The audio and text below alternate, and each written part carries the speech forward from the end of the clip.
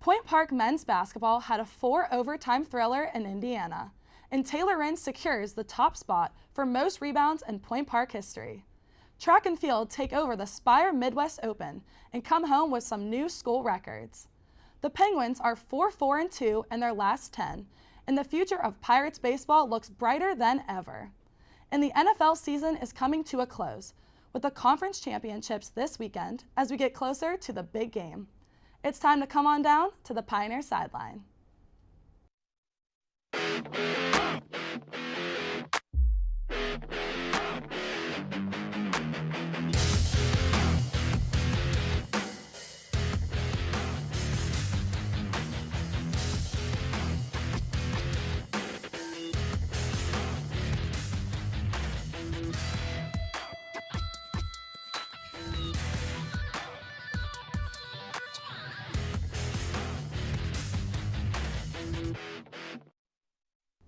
Hello, and welcome back to Pioneer Sideline. I'm your host, Natalia Hillen. The Point Park University men's basketball team played against IU East last Saturday and were very close to bringing a win back to Pittsburgh. The Pioneers took a tough loss of 108-103. Point Park fought very hard throughout the game and went into overtime a total of 4 times. In the first half, the Pioneers were leading 12-4 up until IU East turned the game around, and at halftime, the Red Wolves were in the lead 37-30. Throughout most of the second half, Point Park was trailing behind and had one job to recover from the 67-59 deficit. Joe Valerie and Jalen Stamps went 4 for 4 on free throws and scored on a drive. Just before the half was about to end, Valerie got a 3-point play that tied the game 70-70. And with 4 seconds left, IU East turned the ball over to Point Park, but unfortunately, the Pioneers were called for an offensive foul and gave IU East the ball back with 0.2 seconds remaining. Both teams ended in a tie heading into the first overtime because the Red Wolves threw the ball off the shot clock on the inbounds of the sideline. Playing in the overtimes was a struggle because 5 of the top 7 Point Park players fouled out, versus IU East only having 1 player who fouled out. In the first overtime, the Pioneers were leading later by 4 points with the score at 79-75, but 2 players on IU East made baskets to tie the game up to go into a second overtime. In the second overtime, Point Park was leading 83-79, but missed a few free throws, giving IU East time to catch up, and with 8 seconds left, an IU East player made a pair of foul shots, which resulted in a triple overtime. In triple overtime, Kyrie Coates and Nate Van had drives, and Van got a jumper, making the Pioneers lead the game 98-95.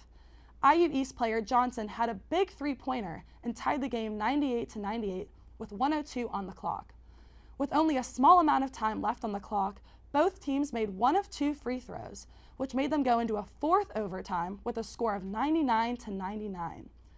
Going into the 4th and final overtime of the game, star players Joe Valerie, Jalen Stamps, Sharon Schifino, and top subs Jordan Stowe and Malcolm Murphy were all benched. Point Park was 2-9 from the field, and IU East made 5 of 6 free throws to win the game, 108-103. Kyrie Coates ended with a team high of 25 points and was able to carry the team during the overtimes. Other key players were Jags Jawar getting the final 8 points, 13 rebounds, and 4 fouls, Valerie before fouling out with 23 points and 15 rebounds, and Stamps with 22 points. Also, congratulations to Joe Valerie on being on the top 100 watch list for the Bevo Francis Award. The award is for the top player below the NCAA Division I level and was presented by the Small College Basketball Organization. After the break, we hear how the women's basketball and track teams did last week, and as well as the cheer and dance teams. Don't go anywhere.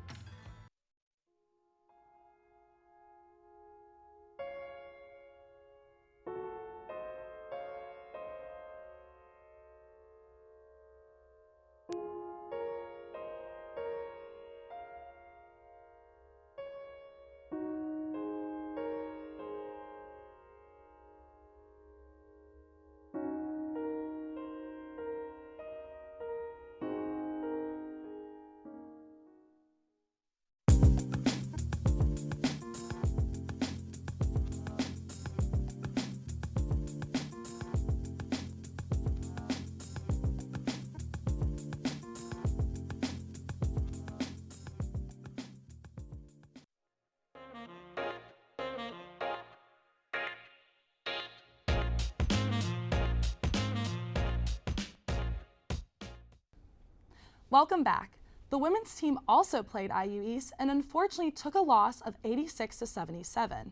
At the end of the first quarter, Point Park was trailing behind 25-15 in the RSC matchup. Congratulations to senior forward Taylor Wren on getting 16 rebounds to take down the school record for the all-time career rebounds and has 969 total for her career.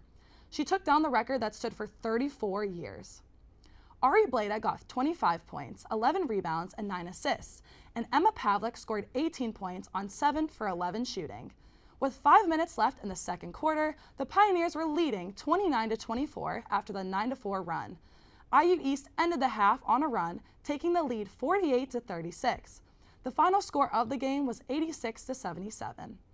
Both the men's and women's teams will be traveling on the road again this weekend at St. Mary of the Woods and IU Kokomo on January 26th and 28th. Good luck to both teams.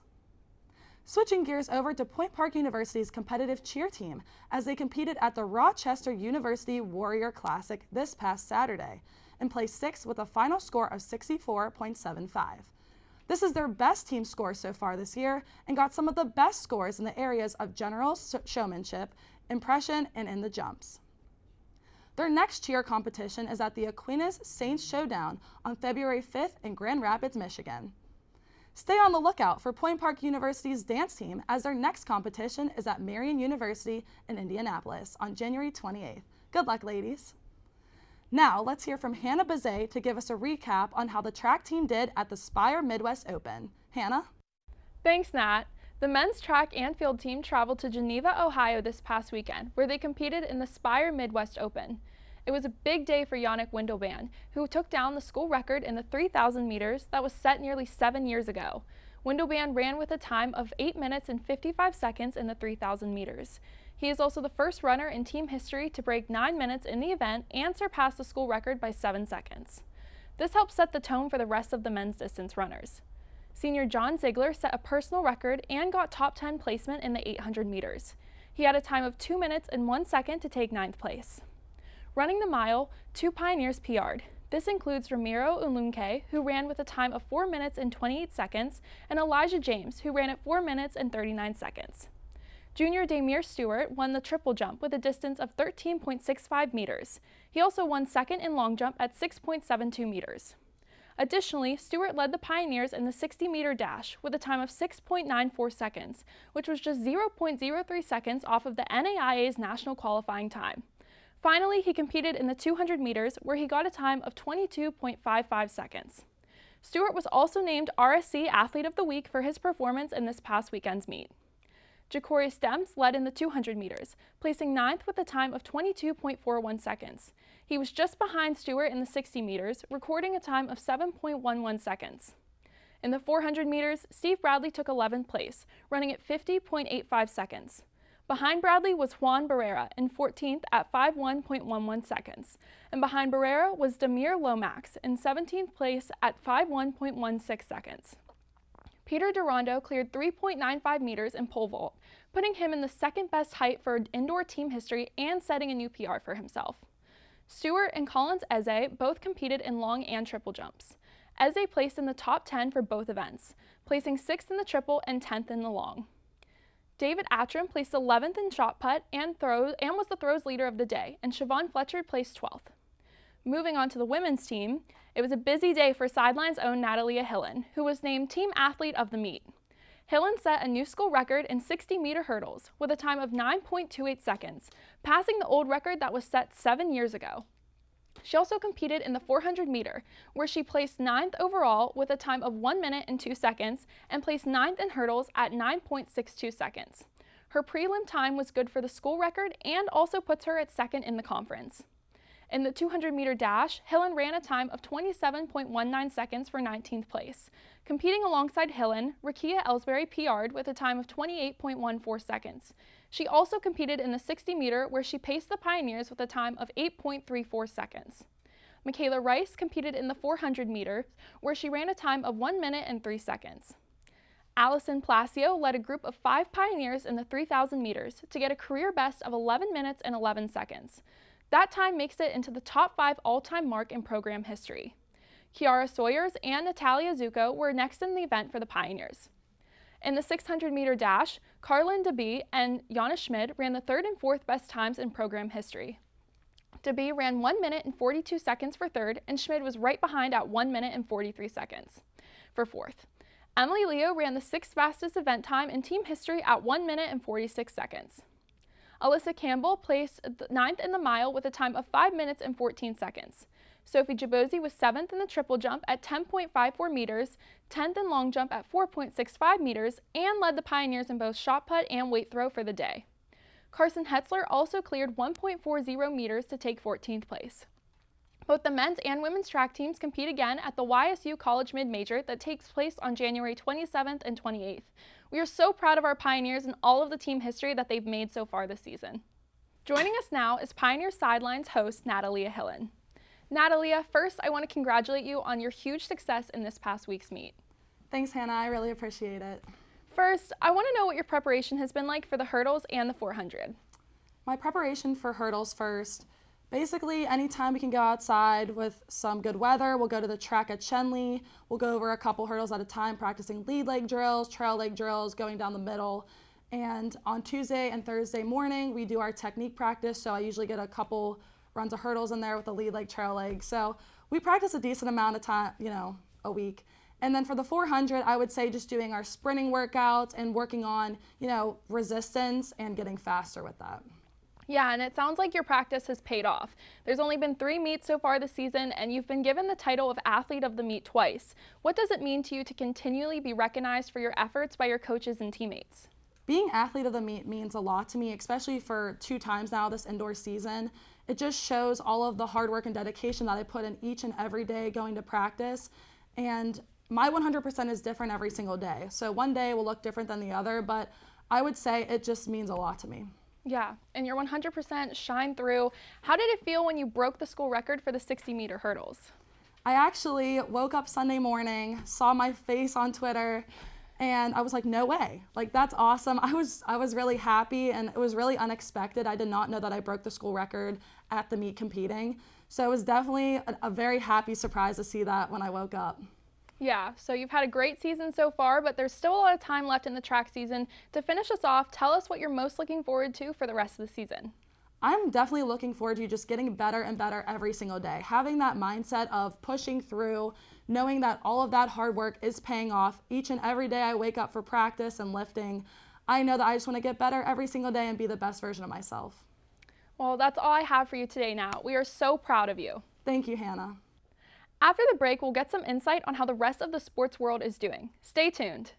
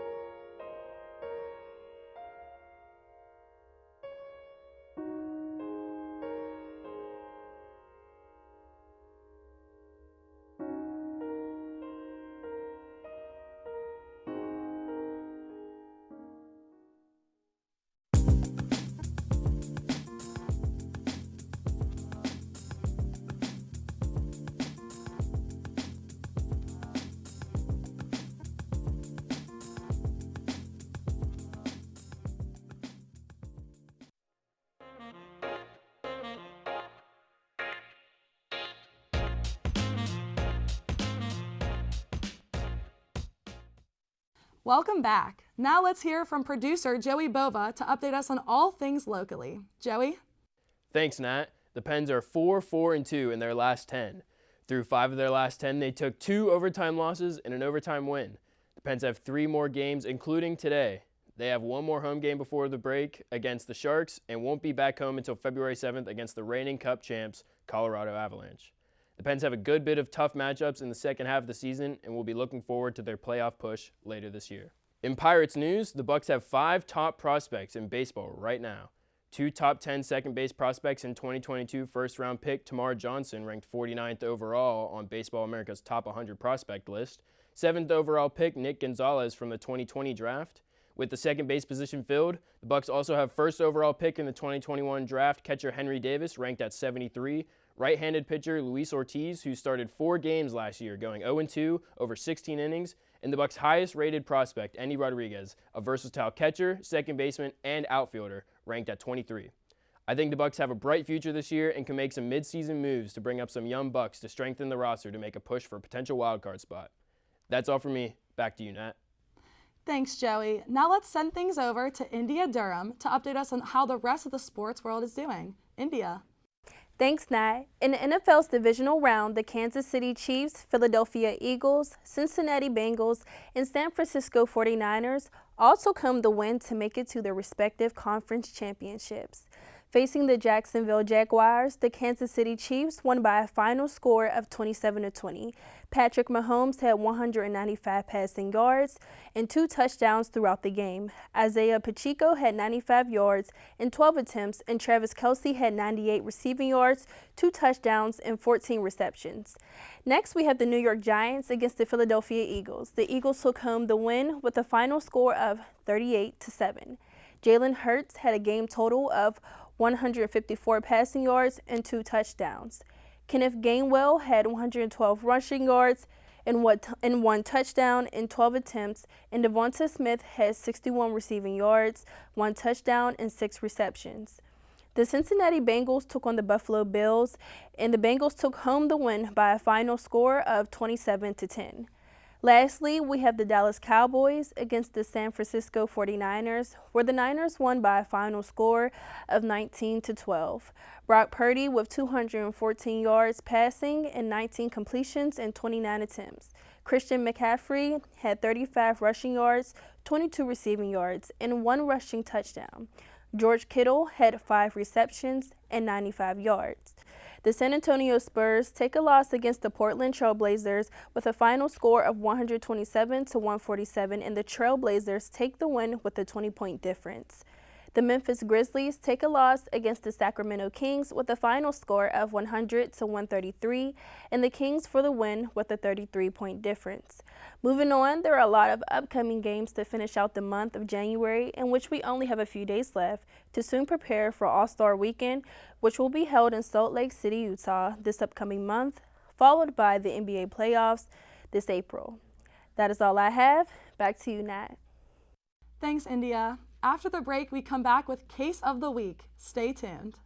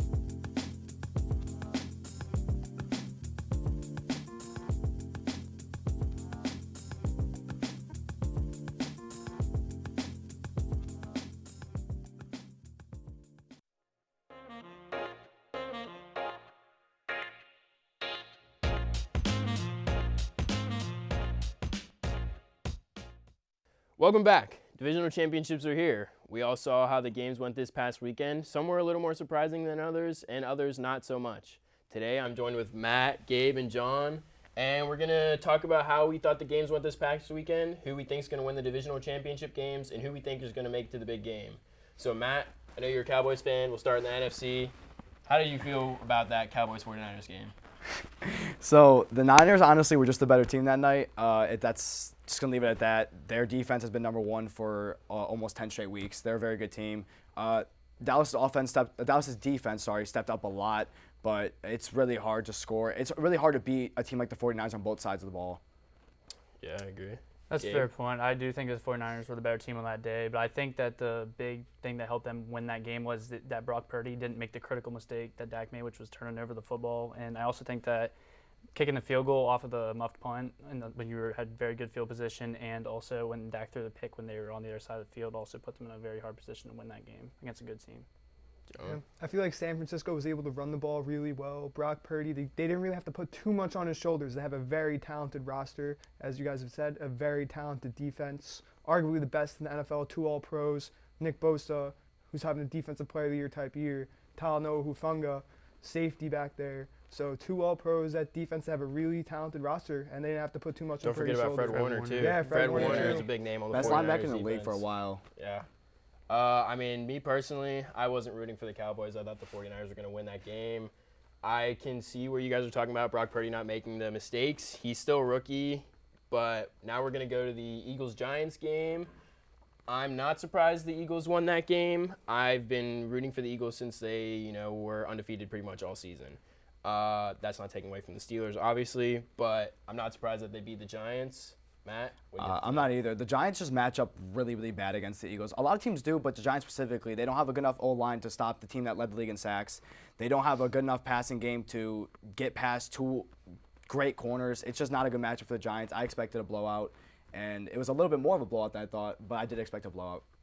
Yeah, I agree. Along the lines of what you said, I do think that it was a bad matchup. We also see Daniel Jones. He holds on the ball for a very long time against one of the best pass rushers the league's seen in the last 2 decades, and that resulted in him. He took 5 sacks and 32 dropbacks, and when you're not even that good of a passer in the first place, it's very hard to do that and win the game. So.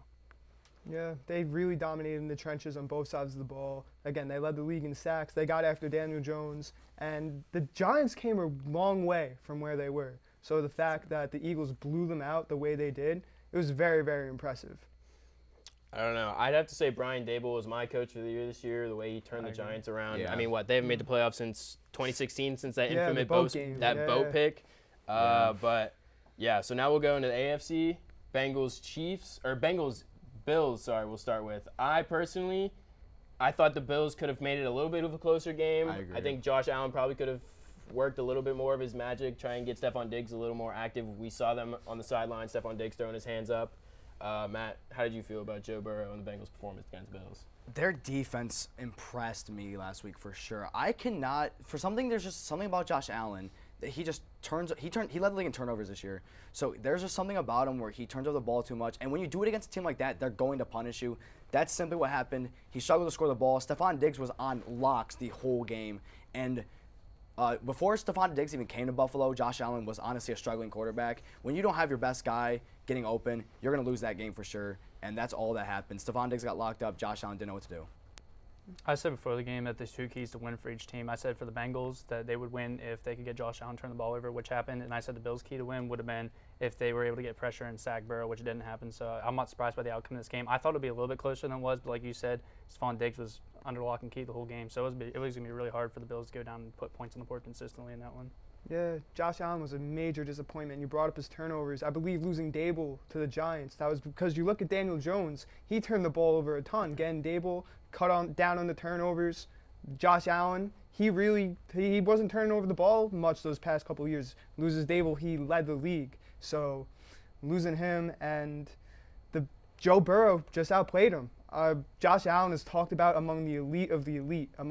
He was in MVP talks early. You gotta outplay. You're the home playoff team. You gotta outplay Joe Burrow there. So I think one thing I want to note is I've been seeing a lot of back and forth with Eli Apple and Stephon Diggs over the internet. I think it's funny that in the big game last year, Eli Apple was getting a lot of hate for underperforming, and then he steps out in a game like this against the Bills, against one of the elites and Stephon Diggs, and clamps him up the entire game. But I didn't hear you guys mention that, but that's just one of the things that I took away from that game especially. So now we're going to switch gears. We're going to go to Chiefs-Jags.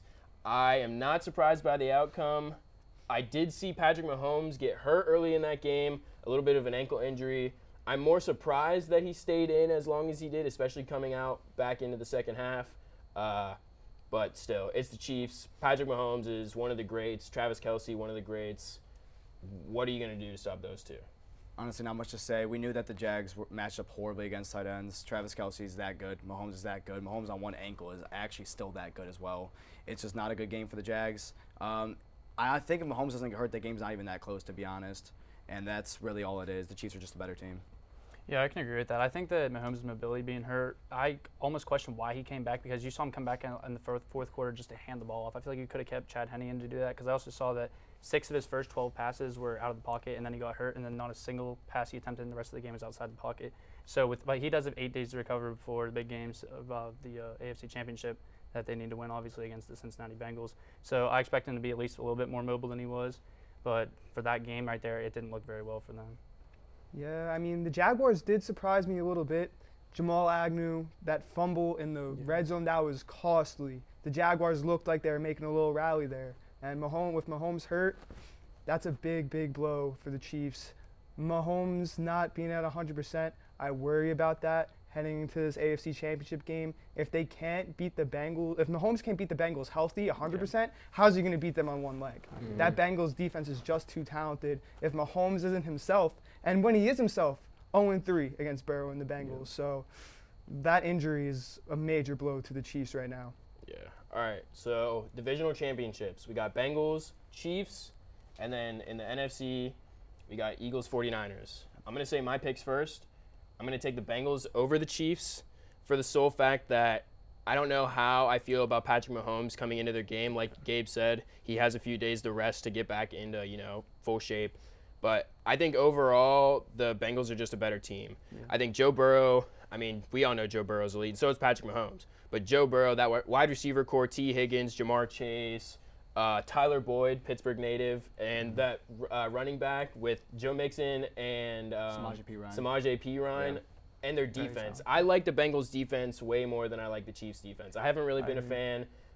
I don't want to say it'll be a close game. I think it all depends on Patrick Mahomes' health, but I'm going to take the Bengals at least by a touchdown, maybe a touchdown and a field goal over the Bengals, or over the Chiefs, sorry. Yeah. I think if the Bengals can get to Mahomes, and he's not going to be mobile, so if they can get to him, then I do think the Bengals are going to win. If the Chiefs' offensive line holds up, I think the Chiefs will win by 1 score. So I'm kind of in between. It just depends on how each team plays. If the Bengals get to Mahomes, they win. If the Chiefs protect Mahomes, they win. That's how I feel on it.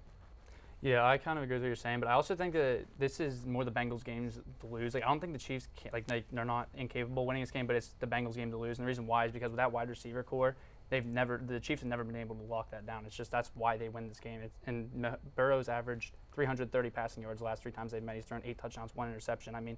It's hard to overcome. The Chiefs aren't losing this game on offense, and then that's the thing. And then you take away that offense by hampering Mahomes. Tyreek Hill's not there this year, and they lost in the AFC Championship with him last year. They're at a disadvantage this year, even more than they were last year, in my opinion. So I would take them. I don't mean to cut you off, but you mentioned their last 3 games against them. The Chiefs are actually 0-3 against the Bengals in their last 3 since 2021, and in that last AFC Championship game last year. So that's definitely something to think about. Yeah, John? Yeah, they just have their number, man. As you just said, 0-3 last year's AFC Championship. It's at Arrowhead, but I really don't think it makes a difference. Won there twice already. Yeah, so Joe Burrow, he's been in this situation before. Again, the Chiefs don't have the talent in the secondary to stop that Bengals wide receiver core. And Mahomes, one leg, Sam Hubbard, Trey Hendrickson. The Bengals defense in front is legit. So they're gonna bring that pressure. We know that. And with Mahomes dealing with that injury, I just can't see how they're gonna win this game. Yeah. So NFC Division Championship. We got Eagles, 49ers. I think these teams are pretty evenly matched up. The only difference I see is quarterback position. Jalen Hurts, he's not a vet, but he's not a rookie anymore. He's been in the league for at least a few years now. And then we have Brock Purdy, Mr. Irrelevant. Both teams have really good pieces. They both got great wide receiver cores, great running backs. Both of their defenses are incredible. I think the Eagles have maybe a little bit more of a step up over the 49ers just because the Eagles defense has been elite all season.